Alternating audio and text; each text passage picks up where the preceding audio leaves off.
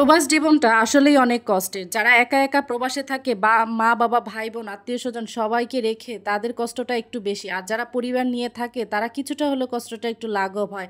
আমার দুইটা ননদই বিদেশে থাকে, ওদেরকে আসলে কোরবানিতে আমি কিছুই দিতে পারি না, বা প্রয়োজনে যদি বাসায় কিছু একটা রান্না করি তাও ওদেরকে খাওয়াতে পারি না।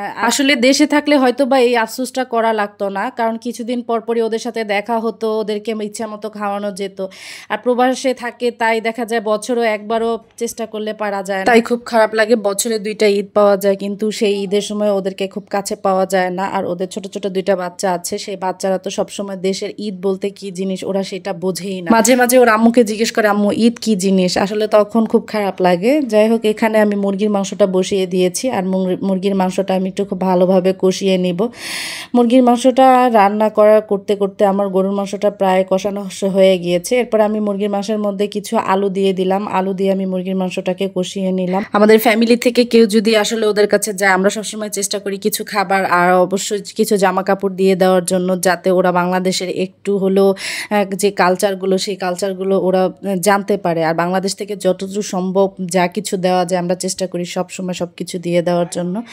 আর এখানে গরুর মাংসটা আমি প্রায় কষিয়ে নিয়েছি এবং দেশি মুরগিটাও আমার প্রায় কষানো কমপ্লিট। দেশি মুরগি যেহেতু সেহেতু হতে বেশি সময় লাগবে না, তাই ভাবলাম যে একটু পানি দিয়ে দিই। এখানে আমি পরিমাণ মতো পানি দিয়ে দিয়েছি। আর এখানে চিংড়ি মাছ নিয়েছিলাম, চিংড়ি মাছে লবণ হলুদ মাখিয়ে নিয়েছি। চিংড়ি মাছটাকে আমি ভেজে নিলাম। চিংড়ি মাছটাকে আমি এখানে দো পেঁয়াজও করবো আর কি। যে আমি এখানে চিংড়ি মাছটাকে হচ্ছে গিয়ে জাস্ট পেঁয়াজের মধ্যে একটু ভাজা ভাজা করে নিলাম, এখানে কোনো ঝোল রাখিনি।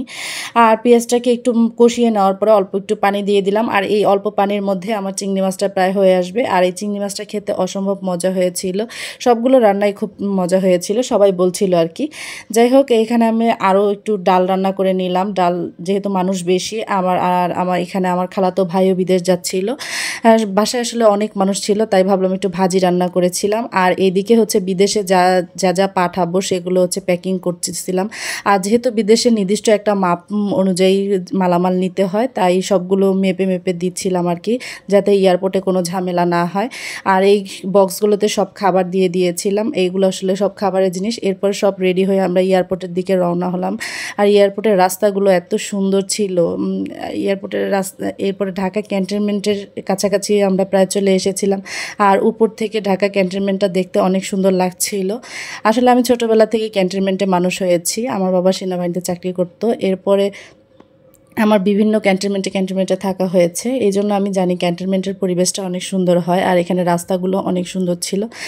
যেতে যেতে প্রায় আমরা এয়ারপোর্টের কাছাকাছি চলে এসেছিলাম। আর এখানে এয়ারপোর্টের রাস্তাগুলো অনেক সুন্দর ছিল। আর প্রথম দেখতে পেলাম যে নতুন যে এয়ারপোর্টটা তৈরি করেছিল সেই এয়ারপোর্টটা প্রায় কমপ্লিট হয়ে এসেছে। এরপর আমরা এয়ারপোর্টের কাছাকাছি চলে আসলাম। আর এই হলো এয়ারপোর্টটা, দেখতে আসলে খুব ভালো লাগছিল আর কি। আমি প্রায়ই এয়ারপোর্টে যাই, কারণ আমার বাসা থেকে অনেক মানুষ বিদেশে যায় আর কি। এরপরে আমি এয়ারপোর্টের রাস্তায় চলে আসলাম, আর এয়ারপোর্টে গিয়ে সবাইকে বিদায় দিলাম। আর এখানে বিদায় দেওয়ার মুহূর্তটা আমার কাছে খুব খারাপ লাগে, কারণ মানুষ চলে যায়, এই মুহূর্তের কষ্টটা আসলে যার যায় সেই বুঝতে পারে। আজ এই পর্যন্তই। আসসালামু আলাইকুম।